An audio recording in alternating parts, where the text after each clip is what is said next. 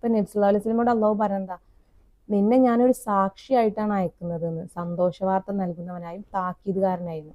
നാളെ നബി സല്ലല്ലാഹു അലൈഹി വസല്ലമയോട് അള്ളാഹു ചോദിക്കും, നീ അറിവ് കൊടുത്തിട്ടില്ലായിരുന്നോ എന്ന് ചോദിച്ചാൽ നബി സല്ലല്ലാഹു അലൈഹി വസല്ലം പറഞ്ഞ യഥാർത്ഥത്തിൽ എല്ലാ സത്യം അവർക്ക് അറിയിച്ചു കൊടുത്തിട്ടുണ്ട്, ഞാൻ സാക്ഷിയാണെന്ന് പറയുകയും ചെയ്യും. കാരണം വസല്ലമയിലൂടെ വിശുദ്ധ ഖുർആനിലെ നമ്മളെല്ലാ അറിവും അറിഞ്ഞിട്ടുണ്ട്. ജ്ഞാനവും വേദഗ്രന്ഥം നൽകിയ സാക്ഷികളെ അല്ലെങ്കിൽ പ്രവാചകന്മാരെ, സമുദായത്തെയൊക്കെ അള്ളാഹു മുന്നിൽ നിർത്തി വിചാരണ ചെയ്യുന്നുള്ളത് നമ്മൾ മനസ്സിലാക്കിയ കാര്യമാണ്. ഇതിൽ 9 പറയുന്നത്, അള്ളാഹും അവന്റെ റസൂലിലും നിങ്ങൾ വിശ്വസിക്കുവാനും അവനെ സഹായിക്കുവാനും ആദരിക്കുവാനും രാവിലെയും വൈകുന്നേരവും നിങ്ങൾ അവന്റെ മഹത്വം പ്രകീർത്തിക്കുവാനും വേണ്ടി. തീർച്ചയായും നിന്നോട് പ്രതിജ്ഞ ചെയ്യുന്നവർ അള്ളാഹുവിനോട് തന്നെയാണ് പ്രതിജ്ഞ ചെയ്യുന്നത്. അള്ളാഹുവിന്റെ കൈ അവരുടെ കൈകൾക്ക് മീതെയുണ്ട്.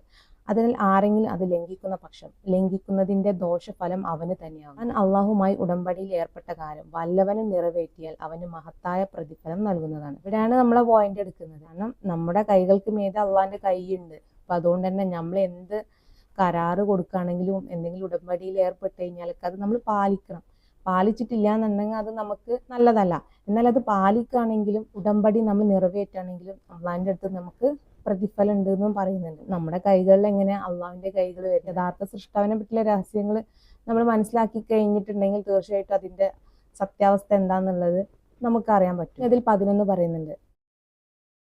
ഈ ആയത്തിൽ ലാസ്റ്റ് പറയുന്നത് എന്താ, നമ്മൾ പ്രവർത്തിക്കുന്നതൊക്കെ അള്ളാഹു അറിയുന്നുണ്ട്, അള്ളാഹു രേഖപ്പെടുത്തുന്നുണ്ട് എന്നൊക്കെ നമ്മൾ മുന്നേ മനസ്സിലാക്കിയ കാര്യങ്ങളാണ്.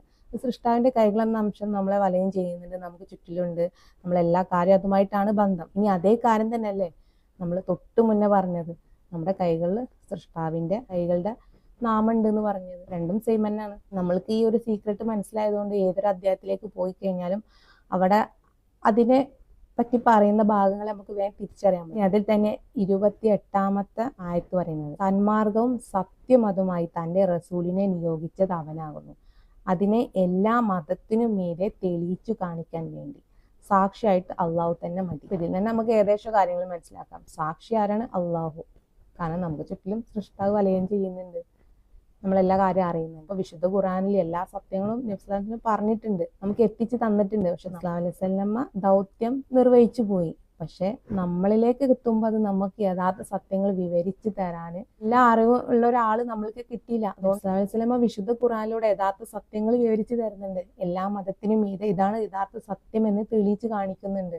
അവർ മറച്ചു വെച്ച എല്ലാ കാര്യം നബി സല്ലല്ലാഹു അലൈഹി വസല്ലമ പുറത്തു കൊണ്ടുവന്നിട്ടുണ്ട്. അള്ളാഹു അതിന് സാക്ഷിയുമാണ്. അള്ളാഹു സാക്ഷിയാന്നുള്ള കാര്യം നബി സല്ലല്ലാഹു അലൈഹി വസല്ലമ നിങ്ങൾക്ക് വ്യക്തമാക്കി തരുന്നുണ്ട്. ഇതിൽ കൂടുതൽ എന്ത് തെളിവാണ് യഥാർത്ഥത്തിൽ വേണ്ടത്? കാരണം എല്ലാ സത്യവും നബി സല്ലല്ലാഹു അലൈഹി വസല്ലമ നമുക്ക് മുന്നിൽ വെളിപ്പെടുത്തി തന്നിട്ടുണ്ട്.